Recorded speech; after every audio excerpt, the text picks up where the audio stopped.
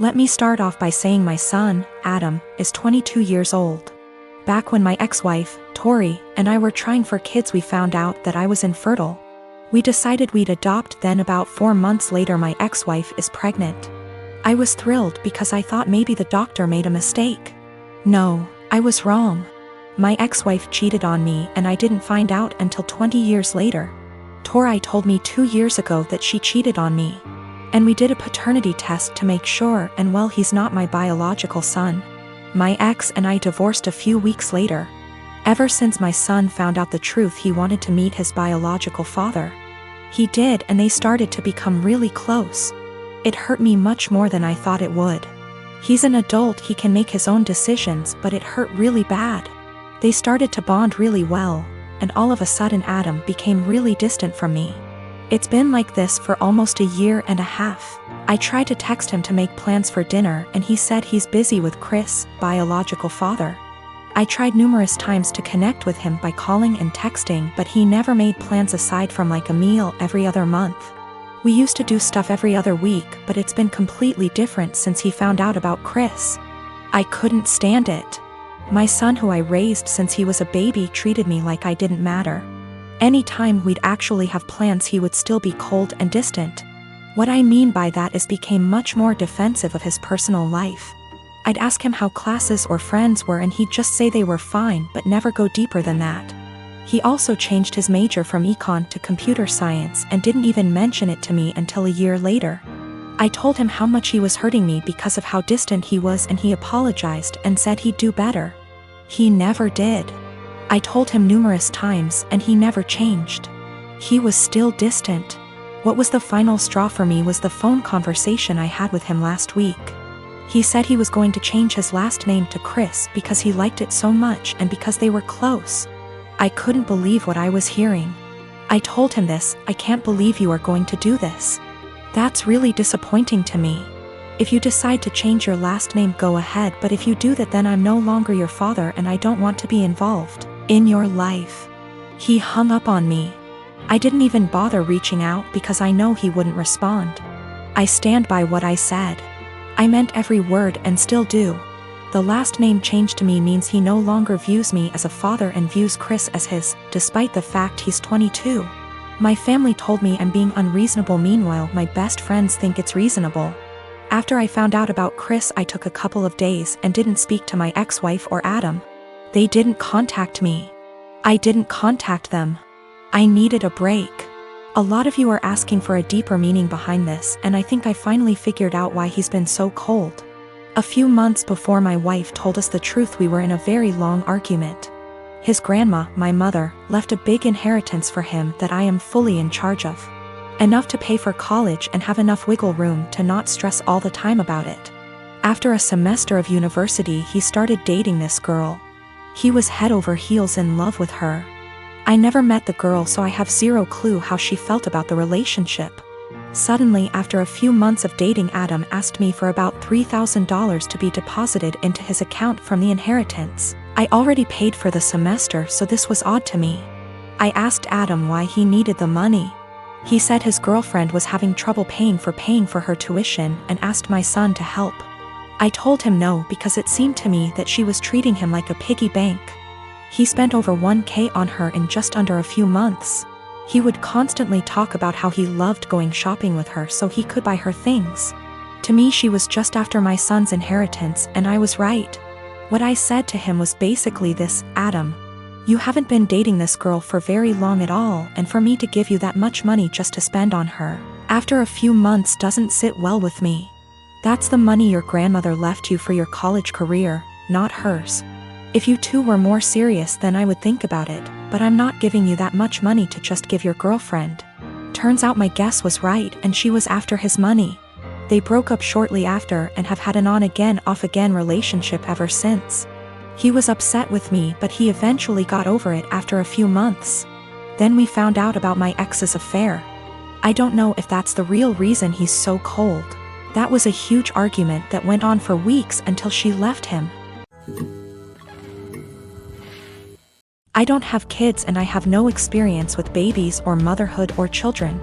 I'm 18 and beyond being around them in group settings where at least one of the parents and a ton of other people are around, that's it. My brother's wife had a baby 17 days ago. I didn't go visit them yet, but my brother and sister-in-law sent me some pictures. My brother said our cousin Rachel was around a lot because my sister-in-law is having trouble breastfeeding and Rachel is a big believer in it and is helping her. I offered to help them if I needed it, and on Saturday they asked me to go to grocery store for them because no home delivery had an open spot. When I dropped the food off, I was shocked at how bad my sister-in-law looked. She literally looked like the Walking Dead. Barely awake and not showered, and she was actually crying because she was so frustrated. It actually scared me how bad she looked. At first I didn't want to butt in, but it bothered me so much I went back to the store and got a can of baby formula. I figured it would give her a break and my niece could eat. It was even worse when I gave it to my sister-in-law because I said it was no big deal if my niece got formula. It wasn't a problem. My sister-in-law broke down and I was honestly scared because she was weeping. Like in the movies when someone dies, kind of weeping. No one told her it was okay not to breastfeed. She felt so guilty because of Rachel butting in and no one telling her formula was okay. I actually ripped my brother a new one because he sat back while my sister-in-law suffered. There was no way he didn't see how bad she looked. No offense, but she looked terrible. I got my sister-in-law to shower after my niece ate and fell asleep, and I changed the sheets on the bed and told my sister-in-law to sleep while my niece slept, and I said I would get more baby formula. I thought I did the right thing because my sister-in-law actually stopped crying, showered and slept, and the next 3 days she looked better and didn't cry again.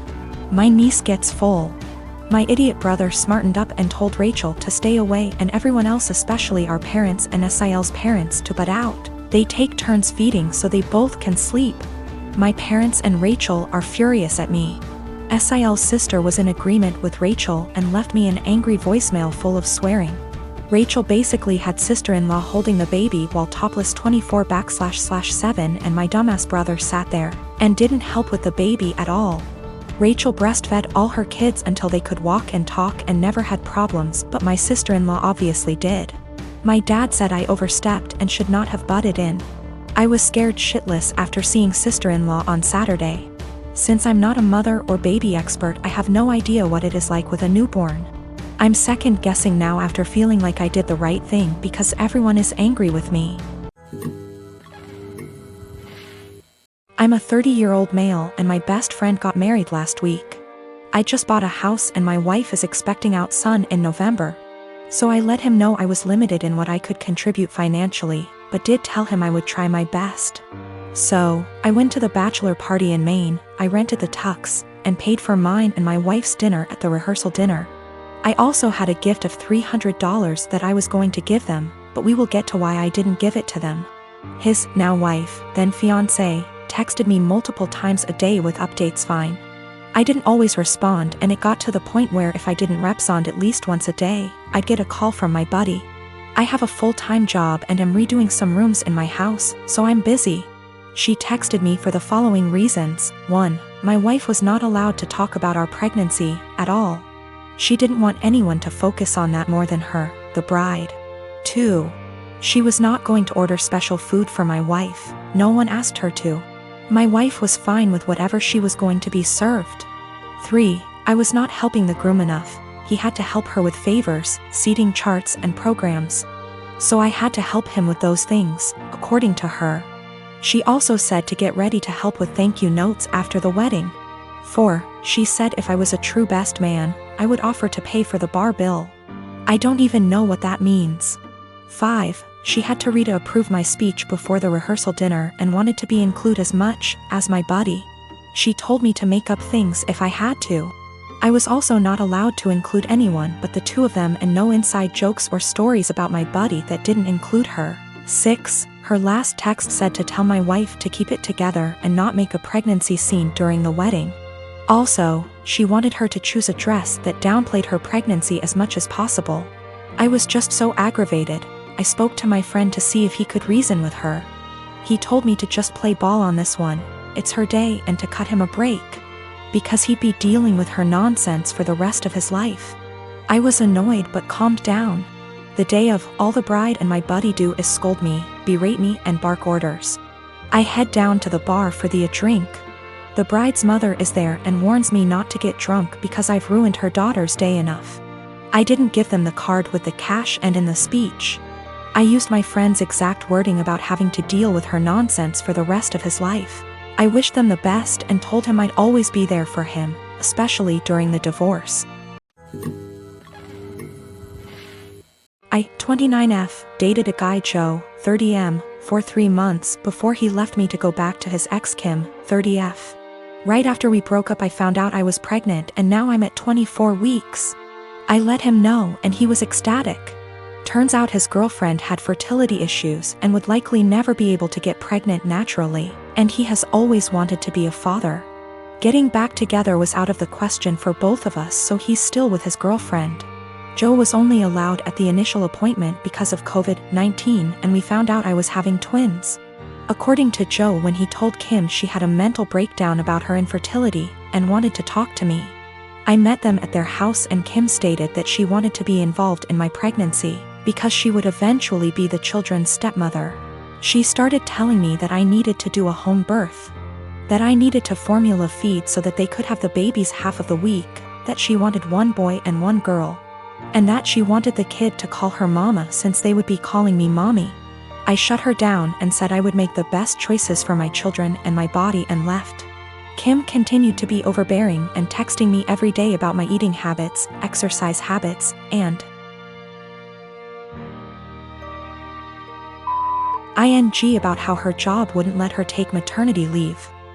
At the virtual genetics counseling appointment, she attended instead of Joe and took over the whole meeting trying to talk about her family history, which wasn't relevant.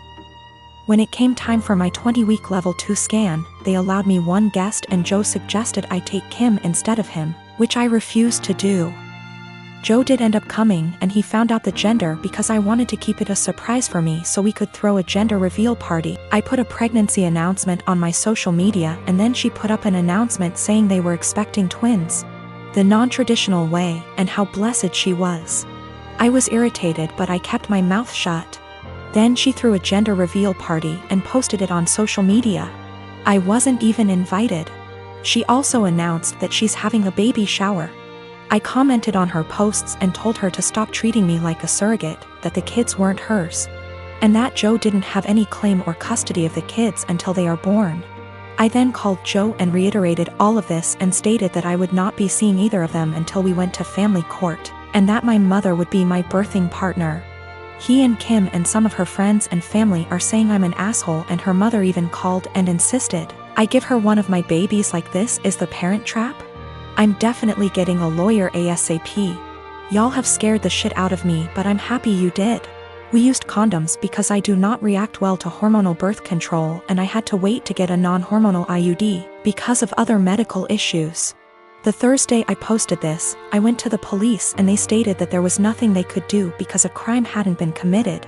In my state, orders of protection are criminal or family, so I was able to get one against Joe. On Friday, I did get a lawyer and they let me know in my state there was nothing I could do as far as custody before the babies are born. So I will be leaving my state soon to ensure that this isn't my baby's home state and I can't be charged with anything. Kim came to my job, damaged my car, and broke a bunch of office windows. I work with kids, so she was arrested for not just the criminal damage and trespassing but also child endangerment, so hopefully that works in my favor. Also, if Joe did it on purpose, I don't think Kim knew, because she was screaming at me about how I stole her life and everything I had was supposed to be hers. I have orders of protection against both Kim and Joe. I left the state anyway and Joe and Kim started harassing me again because there's no legal jurisdiction when you leave the state. But I have enough evidence that I was able to press charges in my current state as well and will be pursuing a restraining order here.